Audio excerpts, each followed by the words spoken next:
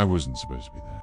The preserve was off limits, an old-growth forest set aside for scientific study, sealed to the public for decades.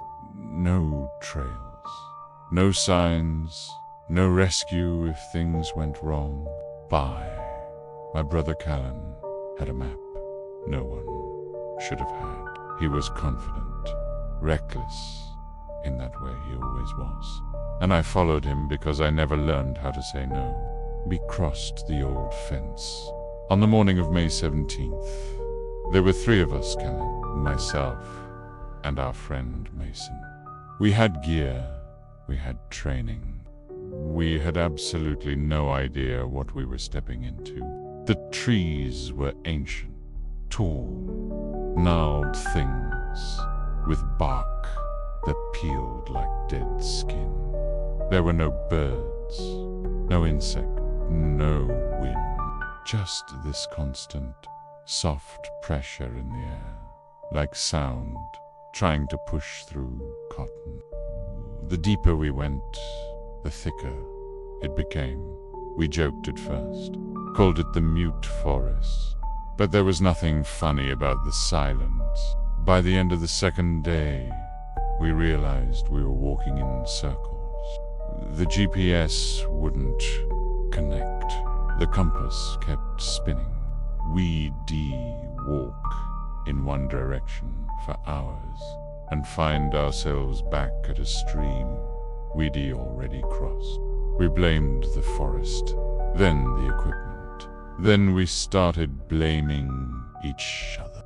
Callan said he saw Mason whispering to someone in the dark. Mason said he caught Callan rearranging our supplies at night. I tried to calm them, but I was losing track of time myself. My watch froze. My phone kept resetting its date. I started waking up with scratches on my arms. I couldn't explain. On the 4th night, we heard footsteps outside the tent. Heavy ones, bipedal, slow. When Callan turned on the flashlight, we saw the edge of a pair of shoes behind a tree, just the toes sticking out, polished, black, still. No one moved. We didn't sleep after that. The next morning, we found claw marks in the bark, long, deep, and not just from one tree. They formed a path, a trail marked with gouges that looked almost ritualistic, spirals, letters, or something trying to form letters. Callan stared at them for hours, tracing them with his fingers, muttering syllables under his breath that didn't belong to any language I knew. Then came the ringing, a high-pitched tone that sat behind every sound, like a violin string, stretched to the edge of breaking. At first, I thought it was in my ears, but then Mason heard it too. He said it was changing pitch when we spoke, and the voices followed, not loud, not screams, just whispers behind the leaves, familiar voices. My mother's, Mason's, Callan's childhood dog. They didn't make sense until they started using our names. Mine came from above, soft as breath.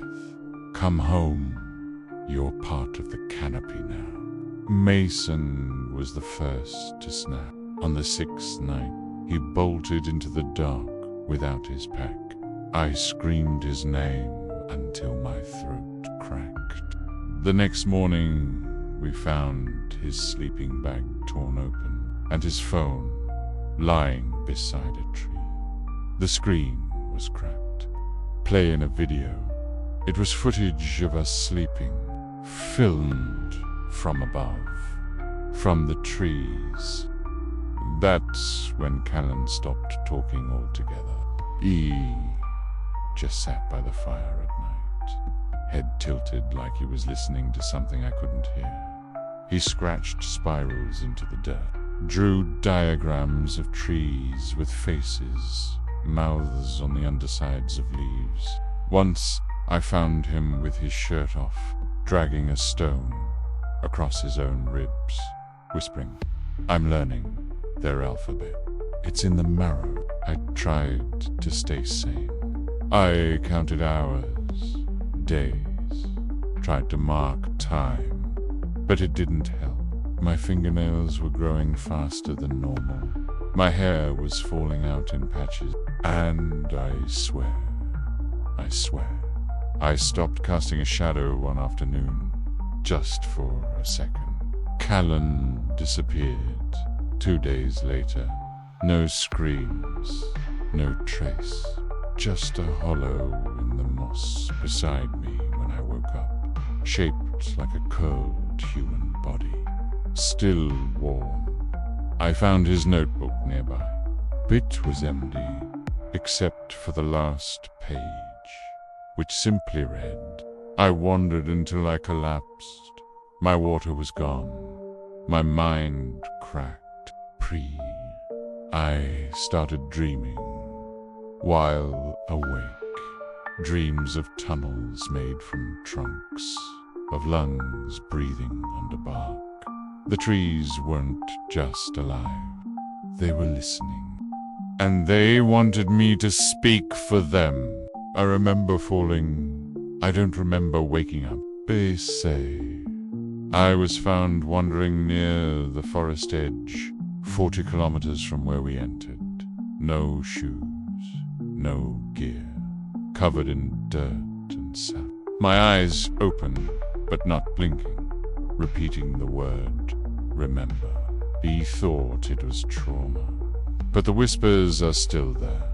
Sometimes I wake up in my apartment, and the floorboards creak like a heartbeat.